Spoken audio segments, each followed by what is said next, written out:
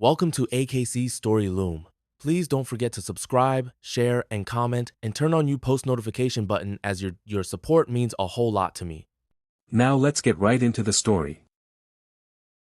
The cries of three infants pierced the humid air of the small, crumbling clinic. Triplets, a marvel in their impoverished village, but to their parents, a crushing burden. Mama Eka, her face etched with exhaustion and despair, watched as the midwife bundled her newborns. Papa Emeka, a man broken by the relentless grip of poverty, knew a decision had to be made, a sacrifice too painful to contemplate. The first, barely a whisper of life, was sold. Not for malice, but for survival. A desperate exchange of innocence for a chance at sustenance for the remaining two. He went to the gilded cage of the wealthy, a family whose name echoed with power and privilege, the Okoros.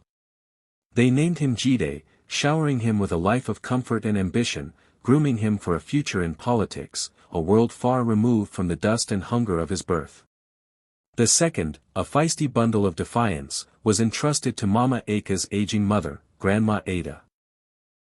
Grandma Ada, with eyes that had seen too many sunsets and hands calloused by a lifetime of labor, took the child to the bustling, unforgiving streets of the city. She named him Kunle, hoping to imbue him with the strength of his ancestors. But the city's underbelly, a tapestry woven with desperation and illicit dreams, soon claimed him. Kunle, resourceful and quick-witted, found solace and a twisted sense of belonging in the shadows, eventually becoming entwined in the dark world of drug-pushing and armed robbery. The third, the quietest of the trio, remained with Mama Eka and Papa Emeka. They named him Dayo, meaning, joy has come, a cruel irony in their bleak existence. Dayo grew up with the gnawing pangs of hunger, the constant ache of deprivation. He was strong, however, his frame honed by hard labor and a resilience born of hardship, his muscles rippled under his worn clothes, his dark, unruly hair a testament to his untamed spirit. He knew nothing of his brothers, only the relentless struggle to survive, a life of endless toil in the fields, earning just enough to keep the wolves from their door. Their paths diverged wildly, unknowingly set on a collision course by the cruel hand of fate. Years melted into decades. Jide, the privileged one, ascended the political ladder, his charisma and sharp intellect making him a formidable force. He moved in circles of power, his family name a passport to influence. He had everything money could buy, yet an unidentifiable void often echoed within him. Kunle, the street-hardened survivor, became a legend in the underworld. His name whispered in hushed tones in dark alleys and grimy bars. He commanded respect through fear, his empire built on the misery of others. He too, despite his illicit gains, felt a strange, unquenchable thirst for something he couldn't quite define. Dayo, the forgotten one, remained bound to the earth, his hands scarred, his back perpetually aching from dawn to dusk labor. He found joy in the simple things, the rhythm of the seasons, the camaraderie of his fellow villagers, and the unwavering love of his parents, who, despite their poverty, showered him with affection. He was a gentle giant, his strength matched only by his kindness. It was in the dusty, vibrant marketplace that Dayo's world took an unexpected turn. He met Aisha, a vision of grace and intelligence, whose laughter was like music. Aisha was the best friend of Zainab, the daughter of a prominent politician, none other than Jide Okoro. Zainab, a woman of refined tastes and a keen intellect, had a secret admiration for Dayo, drawn to his raw honesty and quiet strength, a stark contrast to the superficiality she often encountered in her own world. She silently harbored feelings for him, knowing their worlds were oceans apart. Dayo, however, was captivated by Aisha. Their connection was immediate and undeniable. He saw past her polished exterior to a compassionate soul, and she, in turn, was drawn to his unwavering integrity and genuine spirit. Their love blossomed, a fragile flower amidst the harsh realities of Dayo's life. Despite the vast social chasm between them, their bond deepened with each passing day. Their love culminated in a simple, heartfelt wedding, a small affair that nonetheless overflowed with joy. Dayo, in his best, though worn, clothes, beamed as Aisha, radiant in a borrowed gown, walked towards him. The village celebrated with them, a testament to their love. The news of the marriage, however, reached the ears of Jide Okoro. He was, after all, a man of influence, and Aisha was a close friend to his beloved daughter, Zainab. The thought of Aisha, a young woman from a respectable, though not wealthy, background, marrying someone from the impoverished village, struck a dissonant chord within him. But what truly ignited a spark of resentment was the knowledge of Zainab's quiet affection for Dayo. Jide, ever the political strategist, saw a potential alliance, a way to further solidify his family's standing. He envisioned Zainab marrying someone of equal, or even greater, stature, not a humble farmer from a forgotten village. Jide, cloaked in his usual charm, decided to pay a visit to the newly married couple. His intentions, though veiled in pleasantries, were clear. He spoke of status, of opportunities, subtly hinting at the disparity between their worlds. He questioned Dayo's ability to provide for Aisha, his words laced with a condescending pity that pricked at Dayo's pride. "Why," Jide subtly implied, "did you not choose a path that would benefit your family, align yourself with those who could elevate you, perhaps even with my daughter?" The unspoken accusation hung heavy in the air, a silent challenge to Dayo's worth. Dayo, though respectful, stood his ground, his gaze unwavering, his love for Aisha his only defense. The encounter left a bitter taste in his mouth, a sense of unease he couldn't quite shake. He didn't know the depth of Jide's disapproval, nor the simmering, unacknowledged connection that bound them. The news of Dayo's marriage, and more specifically, Aisha's beauty, also reached the ears of Kunle.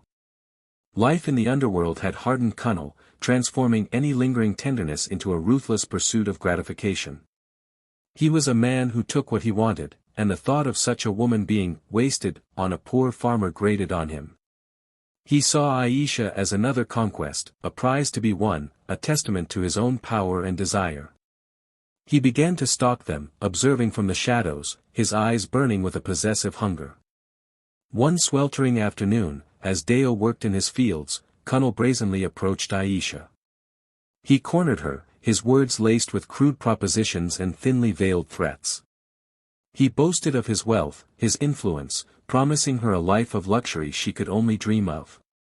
Aisha, terrified but defiant, rebuffed his advances, her loyalty to Dayo unwavering. Kunle, enraged by her rejection, grabbed her, his grip tightening. Just then, Dayo, returning from the fields, his body glistening with sweat, witnessed the scene. A primal roar erupted from his chest. The years of suppressed anger, the indignities of poverty, the constant struggle, it all coalesced into a blinding rage. He charged at Kunle, a whirlwind of muscle and fury. Dayo, despite his humble life, had honed his body through years of grueling labor. He was stronger than Kunle, faster, fueled by a righteous indignation. He landed blow after brutal blow, his fists like sledgehammers, a torrent of vengeance unleashed. Kunle, caught off guard and outmatched, crumpled under the onslaught, a look of shocked disbelief on his face. Dayo continued to rain down blows, a terrifying force of nature, until Aisha, her voice trembling, pulled him away, his chest heaving, his eyes still blazing. Kunle, bruised and humiliated, stumbled away, a seed of bitter revenge taking root in his twisted heart. The brothers, unknowingly, had clashed, a violent encounter fueled by desire and unacknowledged blood. Time, a relentless river, flowed onward. The memory of the attack, though unsettling, faded into the backdrop of their everyday lives. Dayo and Aisha found solace in each other, their bond strengthened by adversity. And then, a new light entered their world. Aisha gave birth to a baby girl, a tiny, perfect creature with luminous eyes and a sprinkle of soft, dark hair. Dayo took one look at his daughter, and his breath caught in his throat. It was as if his mother, Mama Eka, had been reborn. The baby's features, her very essence, mirrored his late mother's in an uncanny way. A wave of overwhelming love washed over him, a love so profound it transcended anything he had ever felt. He spent hours cradling her, his rough hand surprisingly gentle, his eyes brimming with a tenderness that surprised even Aisha. He named her Nkechi, meaning, God's gift, a name that encapsulated the boundless joy and profound connection he felt for his child. Nkechi became his world, a beacon of hope and a tangible link to the cherished memory of his mother. He vowed to protect her, to give her a life free from the hardships he had endured, no matter the cost. 6 months later, their fragile happiness shattered. Aisha, walking to the market with Nkechi strapped to her back, was struck by a speeding vehicle. The horrifying screech of tires, the sickening thud, it echoed through the quiet village. Dayo rushed to the scene, his heart seizing in his chest. Aisha lay lifeless, a pool of crimson blooming around her. But Nkechi, miraculously, was alive, though dazed and bruised. The grief that consumed Dayo was a living, breathing entity, a suffocating shroud that enveloped him. But beneath the profound sorrow, a chilling suspicion began to fester. He remembered Jide's subtle threats, Kunle's violent attack, their lingering resentment. Could this be a tragic accident, or something far more sinister? His mind, consumed by grief and suspicion, fixated on his unknown adversaries. The pain morphed into a cold, burning desire for retribution.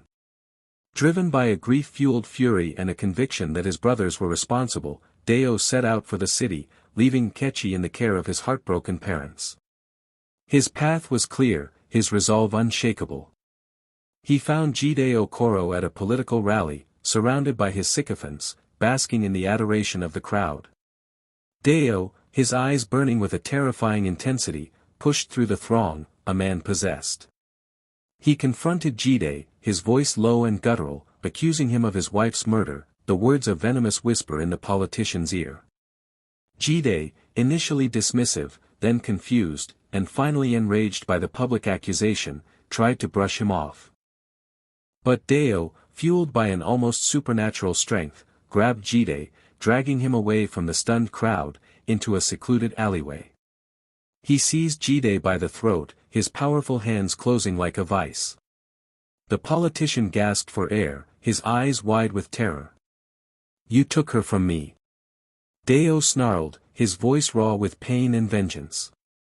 And then, in a fit of uncontrollable rage, he drew a hidden blade and, with a swift, brutal motion, cut Jide's gullet. The politician gurgled, his eyes glazing over as life drained from him. The act was witnessed, not by the public, but by a lone, terrified street vendor. Dayo was swiftly apprehended. The news of the prominent politician's brutal murder sent shockwaves through the nation. The trial was swift, a spectacle of justice. The verdict was guilty. The judge, in a chilling decree, pronounced a unique sentence: if the victim, Jide Okoro, dies of his injuries, then the accused, Dayo, shall also face the death penalty. It was an unprecedented ruling, a reflection of Jide's status and the public outrage. In the grim confines of the prison, amidst the clanging of cell doors and the despair of condemned men, Dayo found himself in an adjacent cell. He heard the familiar, unsettling laughter. He looked up, his eyes meeting those of the man in the next cell. It was Kunle, his face a roadmap of scars, his eyes hollowed by years of a life spent on the wrong side of the law. Kunle, too, was awaiting execution, sentenced to death for his myriad crimes as a notorious drug pusher and armed robber. The initial shock gave way to a strange, bewildered recognition. They were both in the shadow of death, their lives reduced to a shared fate.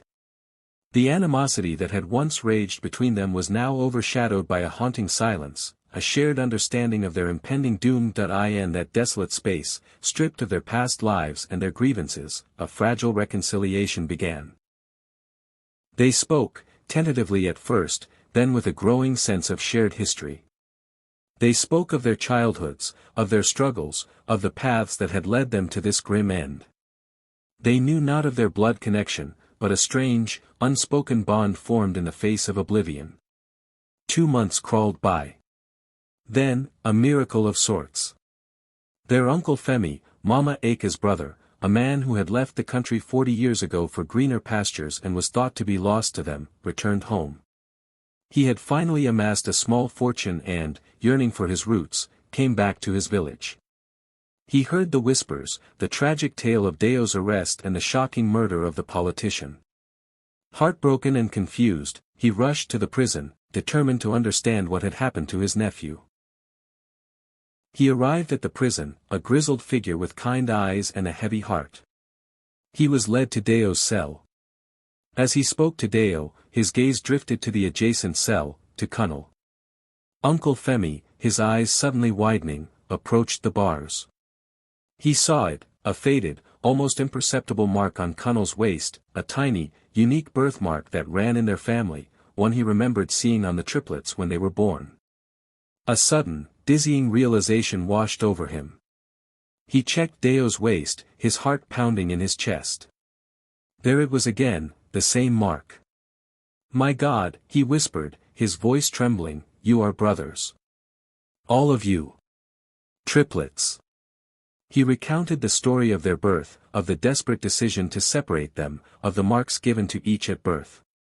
The truth, finally, after decades of separation and tragedy, was laid bare. Dayo and Kunle, staring at their uncle, then at each other, were stunned. The pieces of their fractured lives suddenly clicked into place, forming a horrifyingly complete picture. The politician, Jide, their victim, was their brother. The man who had attacked Aisha, their brother. The man Dayo had loved and protected, his wife, had been the unwitting catalyst for a tragic, familial clash. Uncle Femi, his mind reeling, rushed to the hospital where Jide had been taken after the attack, still clinging to life, albeit barely. He burst into the room, his voice hoarse with urgency, "He's your brother. Dayo is your brother. They are all triplets." He recounted the incredible, devastating truth. The news, a mix of joyous revelation and crushing sorrow, hit Jide like a physical blow. His eyes widened, a flicker of comprehension, then despair, crossed his face. He coughed, a violent, rattling sound, his throat, already compromised, struggling to cope with the shock. He coughed again, a final, ragged breath, and then, with a soft sigh, he died. The good news had, ironically, sealed his fate. Back in the prison, the news of Jide's death reached Dayo. The verdict, a cruel twist of fate, now sealed his own. He was sentenced to death.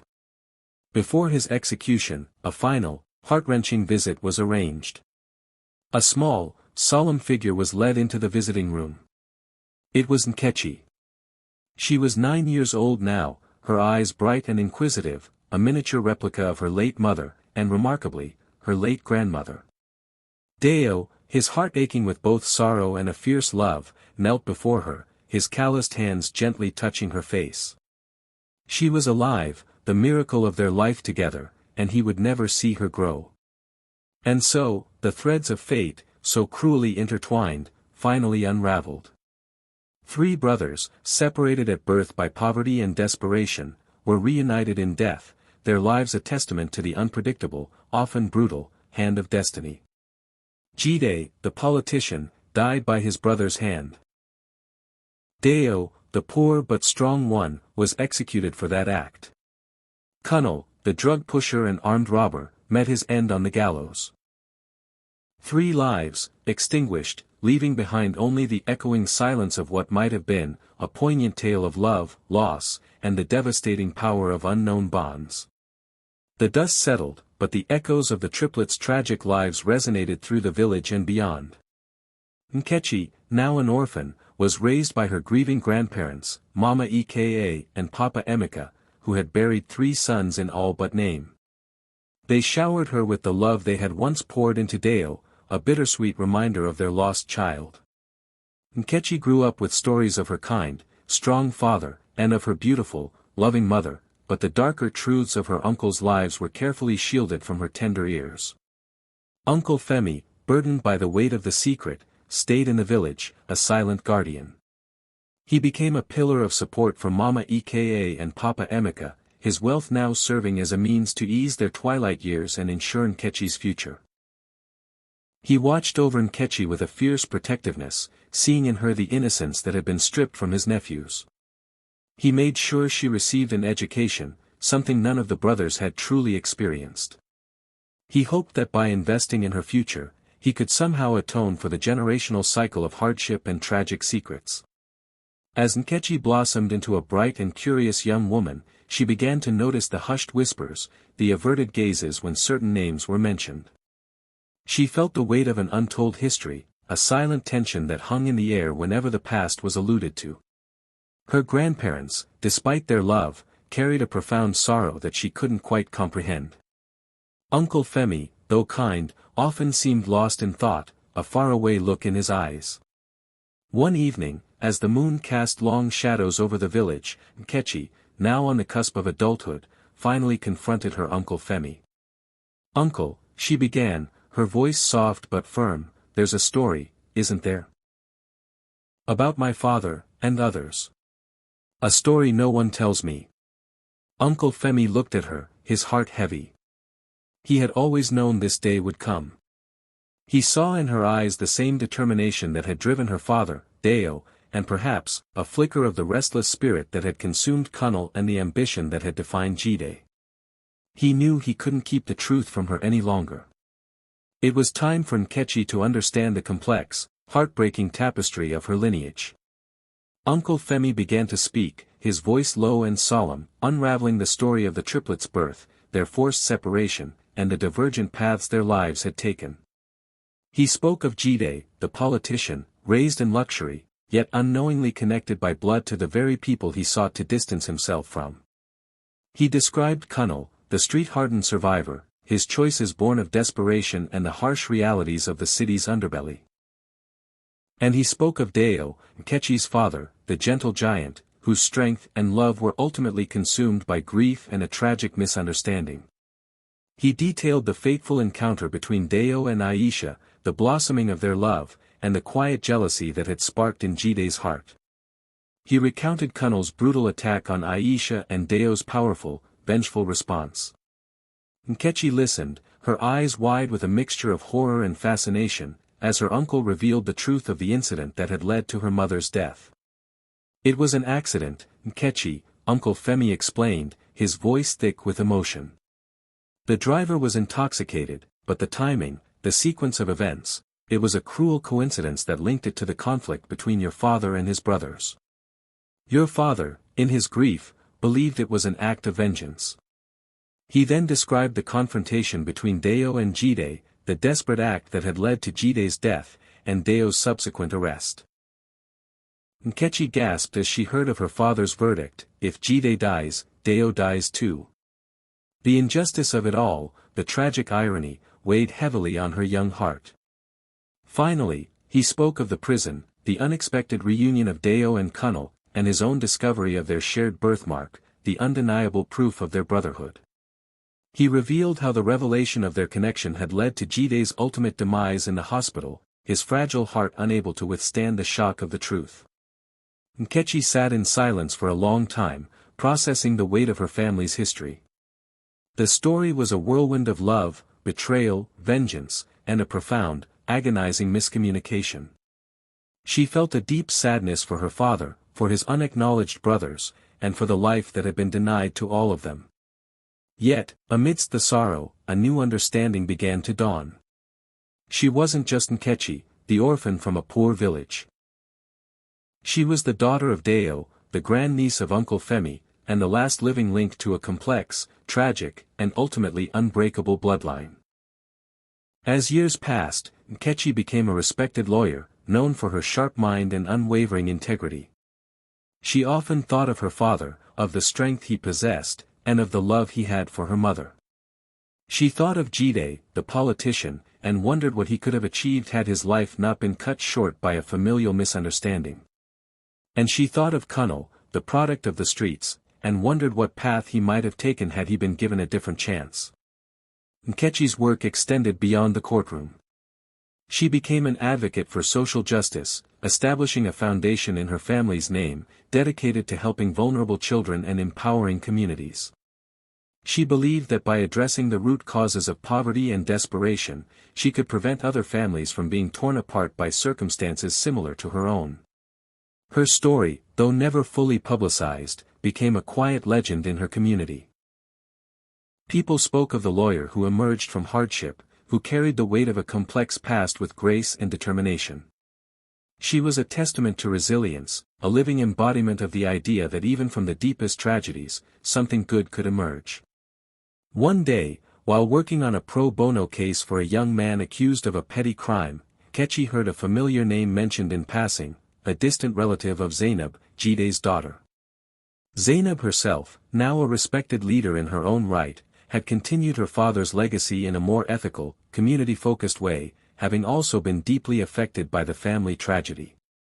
The world, it seemed, was smaller than she ever imagined, and the threads of her family were woven into the very fabric of society. Nkechi never married, choosing instead to pour her life into her work and her family.